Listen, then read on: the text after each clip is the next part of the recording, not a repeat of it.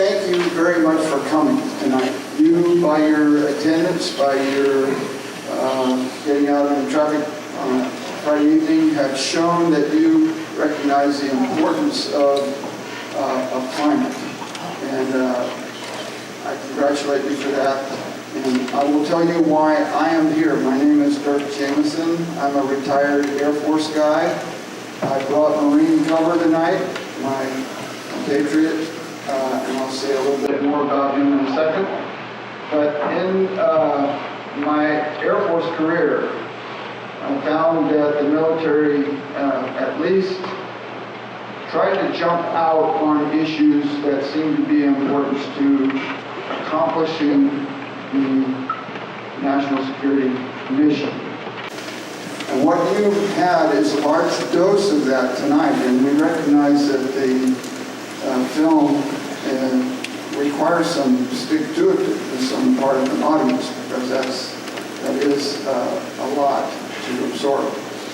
The point that we would like to make, or at least that I would like to make, is that national security, as it relates to climate and the changing climate, is something that doesn't necessarily compute for our larger citizenry.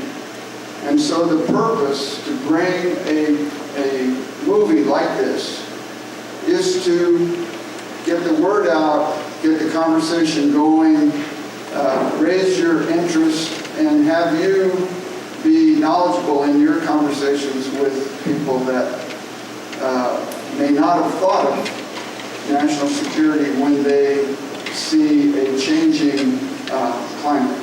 Thank you very much, and I have to say to start with that it's my honor to be here. Attending the school in Massachusetts is one thing, but willing to put your life on the line for your country is yet another thing entirely. About close to 20 years ago, I sat in a movie theater with a piece of paper and pen ready to track the science behind a movie about climate change for the sake of the class I was teaching. The movie was called The Day After Tomorrow. Perhaps you've seen it. I had one column for accuracies and one column for inaccuracies. Turned out I needed this much space for the accuracies, and the inaccuracies continued on the back of the page, so I just ended up using that in class.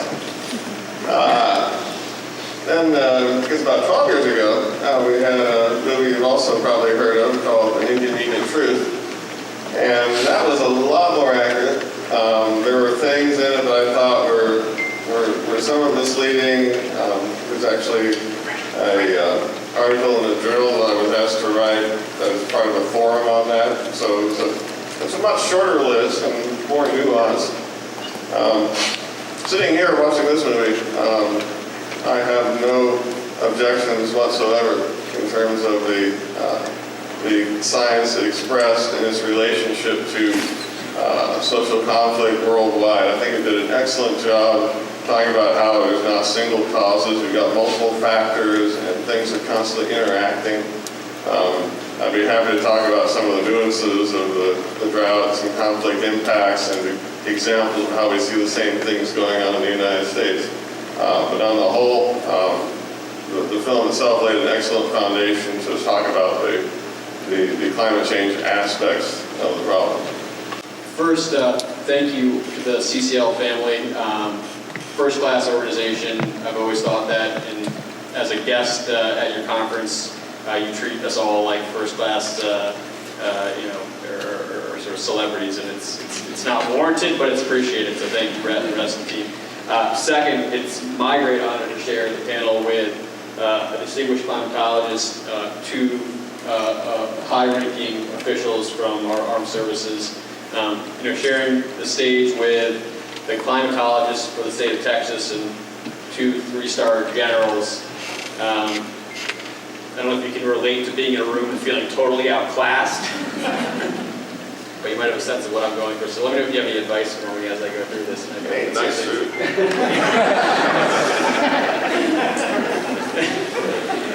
So I work for an organization called the Climate Leadership Council. We were founded about a year ago with the launch of a document called the Conservative Case for Carbon Dividends. It's a policy that's very similar to the policy that the CCL promotes throughout the country.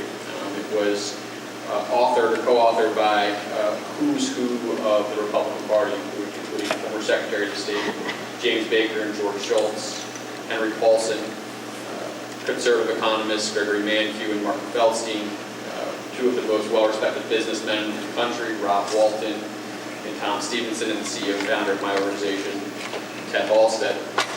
In June, we announced our founding members, which is a collection of individuals from the full spectrum of the political sphere, including many of our co-authors, folks like Michael Bloomberg, Stephen Hawking, Laureen Powell-Jobs, but also 11 of the largest corporations in the country, including 4 of the oil and gas super majors, ExxonMobil, Shell, BP, and Total, the nation's largest auto manufacturer, General Motors, consumer brand companies, Procter & Gamble, Johnson & Johnson, PepsiCo, along with 2 of the largest environmental groups in the country, Conservation International, the Nature Conservancy, and we also do a lot of work with WRI.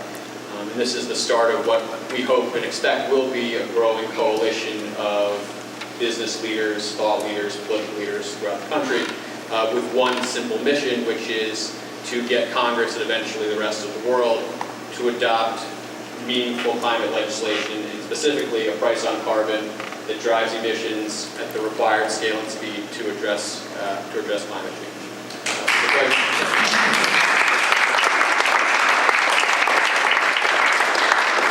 But I'm going to tell you my story. I guess the first time that it came to me was I was on the dividend in western Iraq on the Euphrates. I was watching a Marine column come in, and all of a sudden I saw the biggest explosion I'd ever seen in my life as the bad guys cooked off some rounds. And that was talking about that convoy of gas and water that was about 70% of the ones that we drove around. And then, when I was in Europe, I spent a lot of time down in Africa. One of the places I went was the Lake Chad Basin, and this was in the 90s.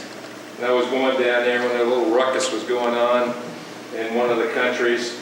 And I remember going around the basin and seeing how large the lake was at that time. And it was, much smaller than it had been.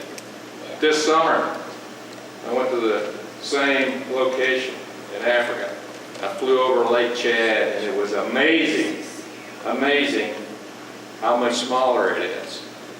But when we talk about what's going on and what the threat is to our national security, it's a much more complex situation. You have so many factors that are playing with each other. On Lake Chad, you're seeing the lake dry up. They had 150,000 fishermen on that lake. And now one of the issues is the fishermen and the cattle herders are in conflict. Chaos is being generated. Boko Haram is taking advantage of it, of operating in ungoverned spaces. Why do we care? Well, one of the things are 200 million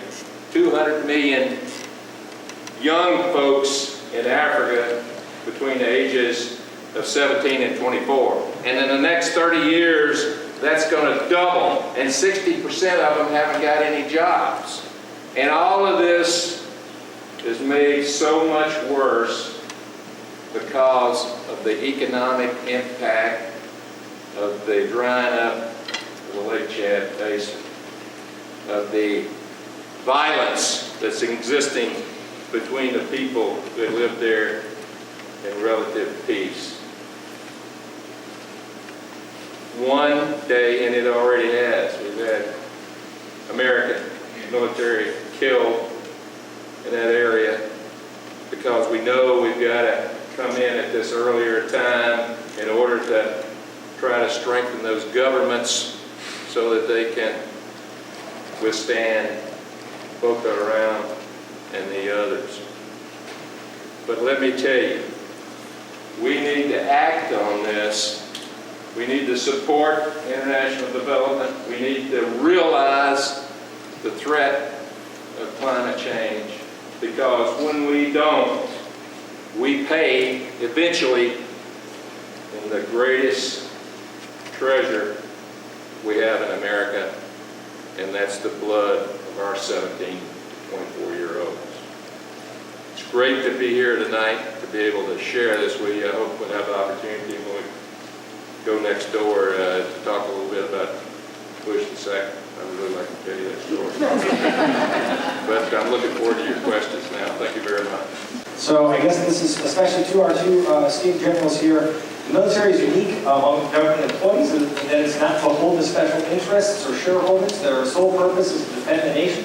Do you see the same level of politicization of climate change and this issue among military circles? Today, you know, like many of you, I come from a different generation. I remember the 60s and what was going on there. I mean, do you remember how it was for the military back then? How the military was viewed? And for those of us that came in at that time and have spent the last 40 years rebuilding the military from Vietnam, it's really heartening to see the confidence and the place that the military holds in our society. And I sure hope that we don't lose that. And I don't think we will. I raised my hand 10 times to swear to support and defend the Constitution of the United States. I did it twice as a second lieutenant, because you can never do anything right the first time as a second lieutenant. But that we are ingrained from the very beginning to do the right thing, and it is told to us that if we get an illegal order or try to push anything that compromises our integrity or goes against what we know to be right, then we push back on it. And I think the military is keeping that up now with Jim Mattis and the others that are doing it. Thank you. And I just want to add to that, hope is not a strategy, but I have that same hope that General Castellaw talked about. I have been on a number of bases, as he has, in the recent past. I know that the young men and women of our military are doing great things, and they did great things right here in Houston during a little blip you had on the weather here not too long ago.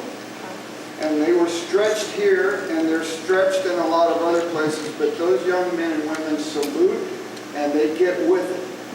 And when we talk about politicization of the troops, I really take issue with that. They will take orders, legal orders, and they will do it in a way that it needs to be done. And I don't want the American people, and I don't think the American people should have a doubt about that. But we need to keep an eye on our political process, because those things can go awry. Let's just be aware of that. Great. So following right up to that, back to both of the generals here on this military and national security theme, given the trust that our country has in that institution, what are your recommendations to get more military community members that we might have, other leaders that we're aware of, more engaged, involved on this issue? Several of the questions are asking, are you aware of projects that already are involved where military leaders or former commanders like yourselves could actually join other lobby meetings? How to kind of build that engagement from both of your perspectives? Marines go first. Naturally.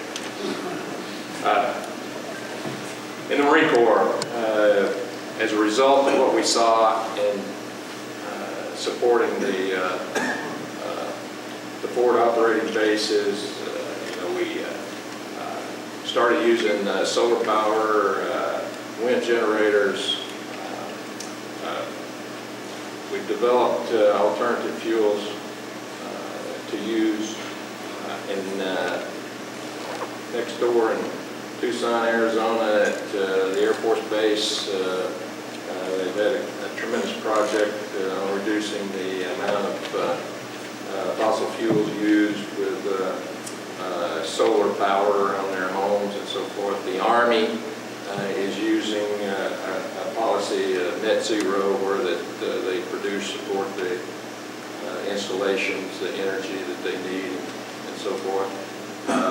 When we talk about plans, the impact of climate is considered when we make those plans. We see that as we talk about the Lake Chad Basin, South Sudan. You know, there are 4 countries in the world right now: Yemen, Somalia, South Sudan, and Nigeria that are near famine. Many of the reasons that are associated with that is drought, climate change is going on. And so they're having to make their military plans and take into consideration the migration and the requirement for food supplies and stuff like that. So, I mean, it is part of what we do in the military now to take that into consideration, both when we're talking about garrison as well as others. And I'll finish with others. I joined Air Force, Army, Coast Guard, and sailor in a study on sea level rise.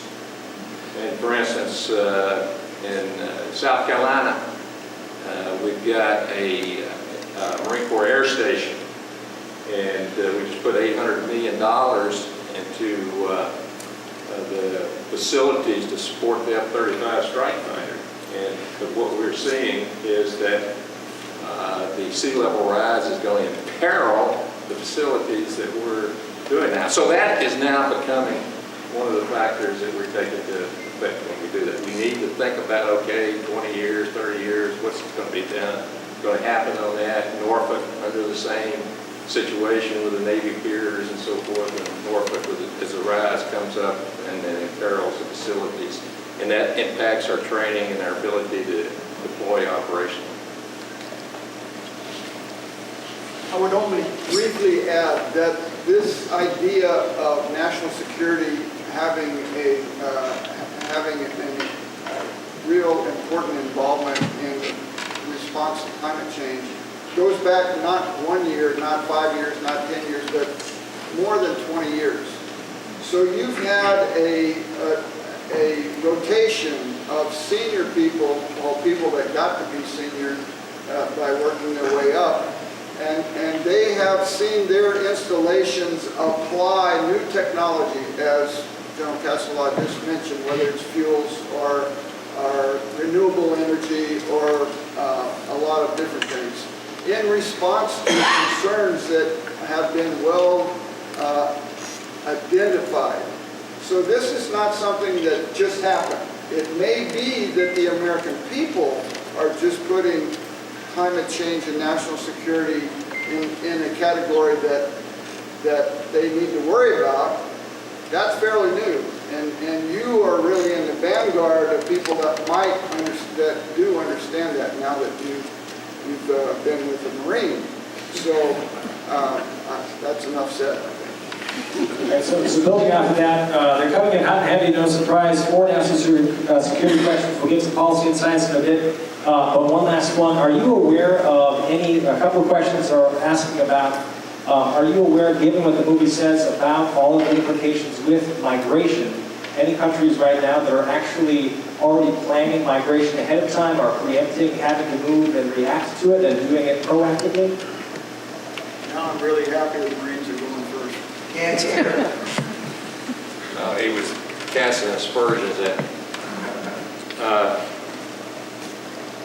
I'll go back to Lake Chad Basin. Can folks here in the back? Do we want to hear? Can you hear me?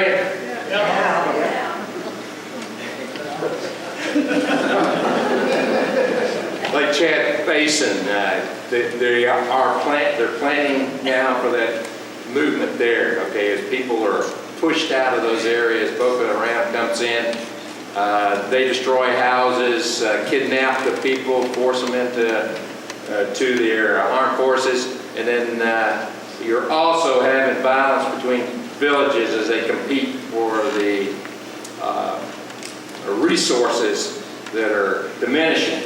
And as a result of that, you're getting migration, people moving Somalia, the same thing. Drought in Somalia is forcing immigration and movement, and our forces, our people in the Horn of Africa are having to deal with that as that occurs. And of course, we already know what happened with Syria when we had the droughts in the early 2000s and pushed a lot of the people that were out in the rural areas into the cities, and we had the impact there. So, yes, planning is going on. Yes, there's concern. Oftentimes, we're late to getting it done. And I think I would add that there are lots of countries that are planning about how to prevent migration. Preventing migration does not stop humanity from trying to migrate because of circumstances, as we pointed out. And therefore, conflict is a greater possibility. And so the cycle continues. In your own lives, conversations with those that disagree with you or may deny the role that climate change plays in national security, how do you approach that in the listening conversations, or really move people to be having more conversations about this and acknowledge those connections personally? I'm not particularly successful at that. I'll be honest with you. Convincing somebody that has made up their mind that it's false science or it's not happening, it is a very, very tall order. And it can lead to family conflict. It can lead to friends not being friends anymore. And I find that very, very sad, because we just need to have conversations about it. I need to listen better. I need to think hard before I tell somebody what I really think. Maybe I just need to be more like a Marine. I can't add anything to that. Well, let's definitely give a huge round of applause for both of our leaders. So a couple of policy questions by all means, have everyone still waiting on this, but I think these two next ones are specifically for you, Greg, or also known as the CLC guy. So one of them asks, so in your perspective, does the policy that you were talking about, again, we don't have to get too much in the weeds, but does it increase fast enough? And then secondly, there's several questions connected to that saying, how do you propose, and how has CLC proposed to get more businesses aboard? What are the strategies that are really working, especially in working with oil and gas companies?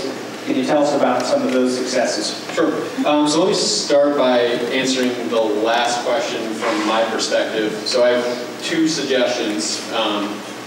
One is, I'm stealing this directly from former Secretary of State James Baker, who I think handles this question the best when he's answering a question from someone who questions the science of climate change, which is he himself questions the science of climate change. But he believes that the risks are great enough, or are too great, not to do something about it. It's a risk calculation, which I think is really compelling. And the second thought I have on this is that there's probably a certain segment of the population that we're never going to convince. What I don't think is helpful is belittling that part of the population, or presenting an air of superiority. And my liberal friends who deal with this issue, I think, are the most guilty of that, and frankly hold some of the blame for where we are in terms of the stalemate on this issue. Good intentions, wrong approach. We need to be able to have respectful conversations regardless of where folks are on this point and any other. So just two thoughts. Escalation rate. All right, now we're getting into the policy weeds. So our proposal currently consists of 4 pillars: a $40 a ton carbon price escalating, I'll get back to that. Dividends to the American public, border adjustment for energy intensive goods. These are three pillars that you all are very, very familiar with if you know the CCL policy.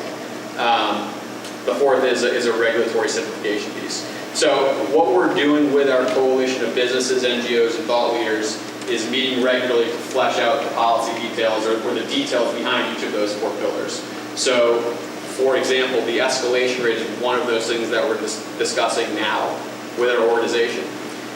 That said, we were founded first and foremost with the mission of addressing climate change at the required scale and speed. So I would anticipate whatever we end up with will be sufficient to meet the necessary targets. So in the near term, I'm quite confident that whatever our escalation rate is, it will be enough to meet and likely exceed the Paris climate target. I expect it to be at a rate that's somewhere in the neighborhood of 40% reductions below 2005 levels by 2030. And then I also expect us to explore mechanisms to ensure that if the price is not high enough, there's a way to increase the ambition of the price to sort of catch up with where the targets need to be. And then the second question was, what are we doing to expand our business membership? So that's a major focus of the organization right now. We expect to have our next announcement of large companies in the coming months. I think one of the nice things about our coalition is its diversity, including the diversity of political views within our individuals, the fact that we've got large environmental groups and businesses, and then within the business coalition, we kind of have the full spectrum. We've got companies that have a long record as being, sort of the leaders in sustainability. A company like Unilever, CEO Paul Coleman, who's widely respected as one of the leaders in the executive community on sustainability, to companies that tend to be more of the target of environmentalists, the oil and gas companies, for example.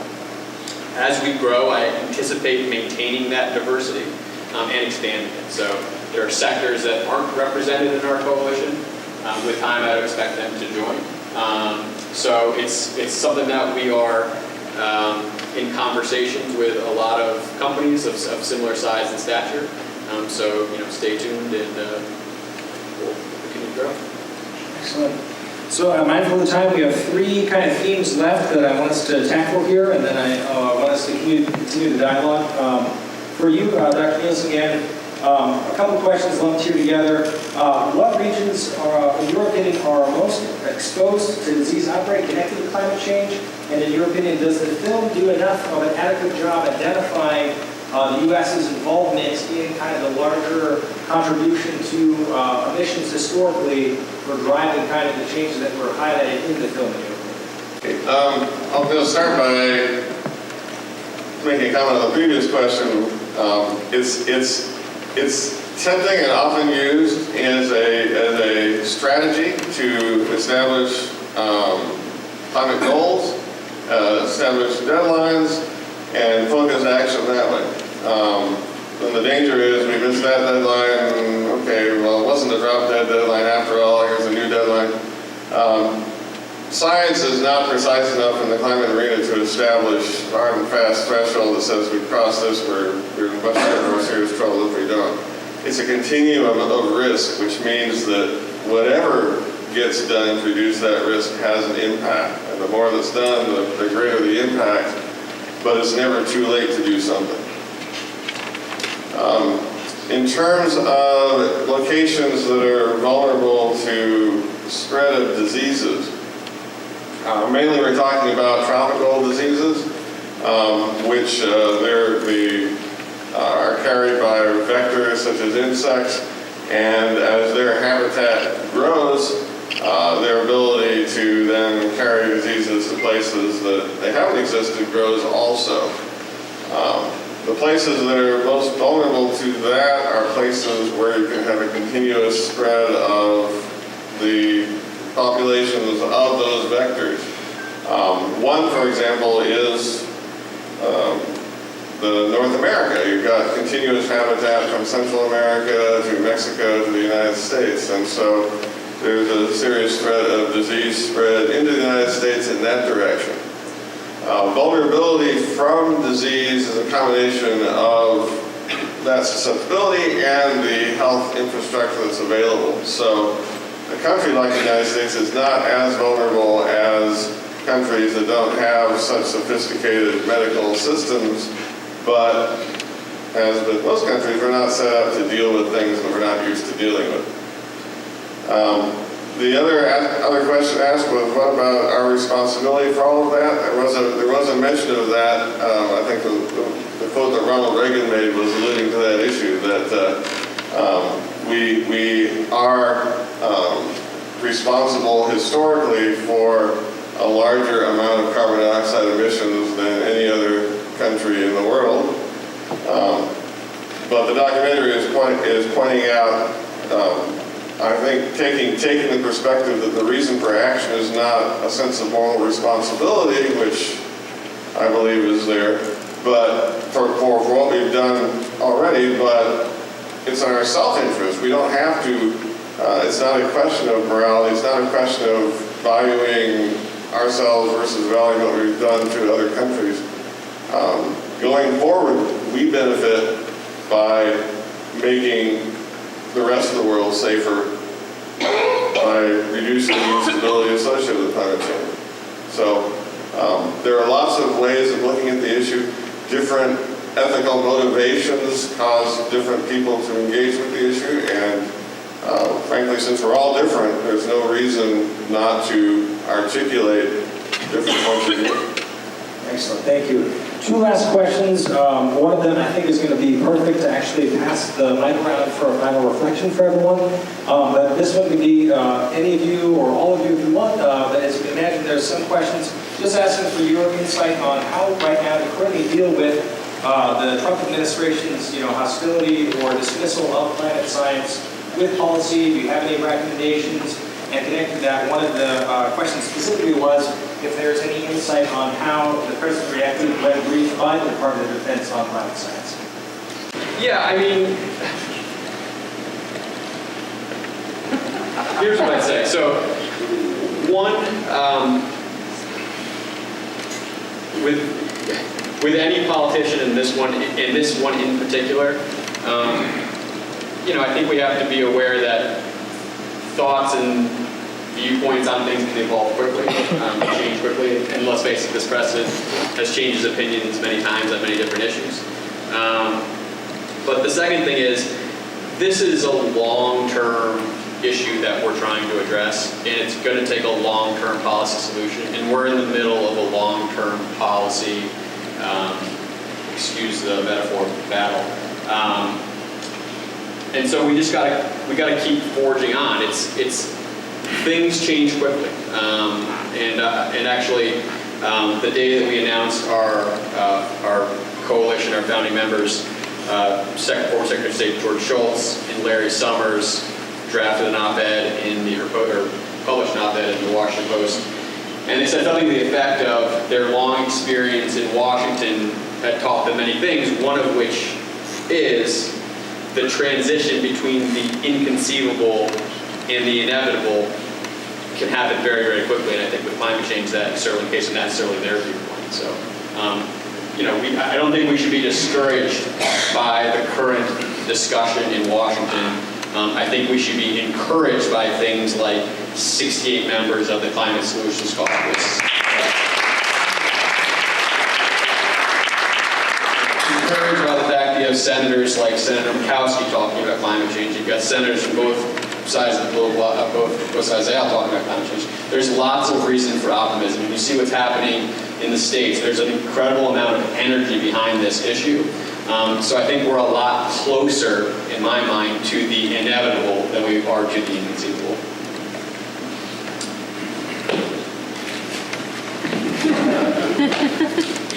Jim Mattis and I are contemporaries. He's got 4 stars, I had 3, so I'm the failure in the group.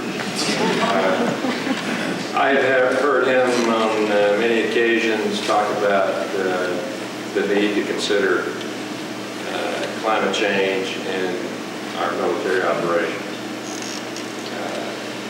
I've been involved in advice to the senior civilian leadership. Many times they take it, other times they do not. But you press ahead and do what you're allowed to do within the environment you're operating in. And I am fully convinced that Secretary Mattis believes that we should take into consideration the impact of climate change, and he will do whatever he can to affect that within the environment he's operating in. But I am mightily impressed by what happened here in Texas last week. It was just up the road, a little bit north in the Woodlands. A group of people, maybe about the same size as this group. Their objective is to convince their elected official, a congressman, that they have an opinion that he needs to understand and reflect. This is a process that we can all be optimistic about. And as we know, things ebb and flow in terms of policies. But when the people understand certain things about their future, and they make that point one small step at a time, that's what makes me optimistic. And I saw that at the Woodlands last week with your CCL chapter up there, and I see it tonight with your regional meeting and what you're going to do tomorrow. And I don't think it necessarily is going to happen in a very short time, but I do think it will happen. Your views and your concerns will be reflected over time, and that's what's important to me. You're here. So, last question, and sorry about that, Mike. If all of you could just go down the line and just share, I think a lot of the questions in the end here also just asked. We're going to leave tonight, looking around the room with the folks that clearly are concerned enough to give a Friday night, pay $7 to go to a movie, and then listen to 4 esteemed panel guests. What actions can we do, or as a country, can we do that you have the most hope in, that you think has the highest leverage, that you would recommend that we become on fire for, you name it, kind of instill in us a sense of hope as we head over to deeds?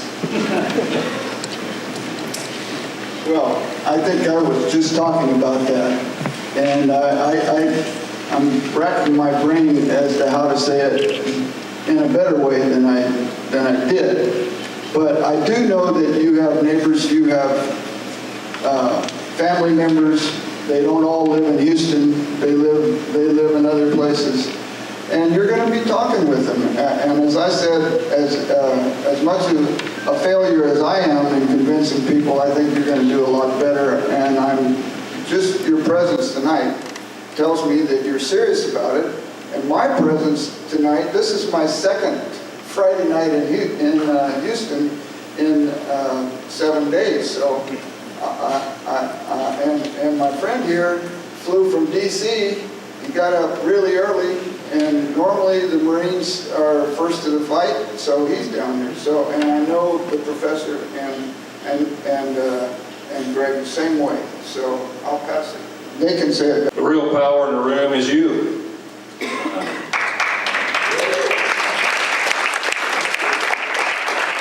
What you do at every level, your involvement, your phone calls, your letters, your showing up at these events are what carry the day.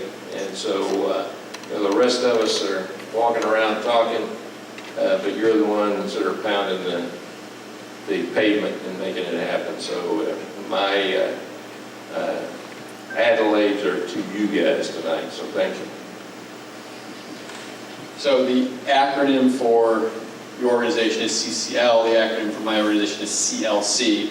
When I go in to meet with, and also you guys have been around longer than we we have. So when I go and meet with offices, they'll be like, oh, no, we already met with your guys from Houston or wherever. No, it's a different organization. It's actually, it's like my favorite thing to hear to open a meeting.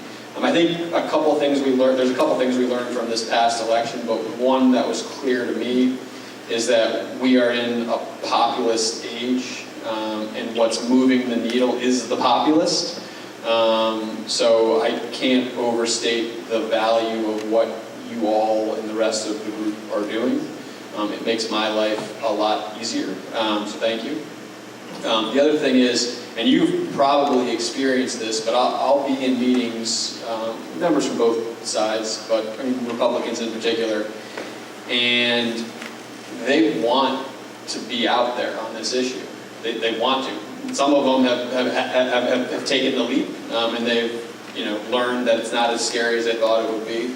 But for those who want to be out there that haven't gotten there yet, we all have a duty to make the political case for them. That's the missing piece. And that includes all of the stuff that you do. So the only thing I would say is let's double and triple down on it. Let's continue the meetings in offices when you're doing your DC visits. Keep talking to the home districts. And I can tell you, they read their home papers. There's someone in that office every day whose job it is to monitor what's going on in the home paper. Get your letters to the editors in, keep the op-eds coming. It's making a difference. I can see it in Washington, so just keep it up. Thank you.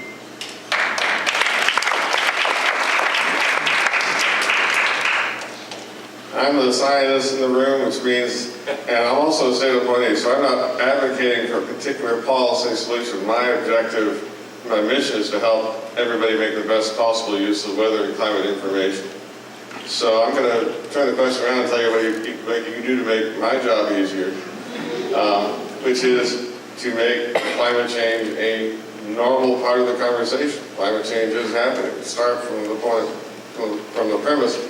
It's happening. There's no need to discuss whether it's happening or not. Let's talk about what policies make sense going forward for the rest of the country and not get stuck in a debate about science that is a fake debate. And it's like how the real debate.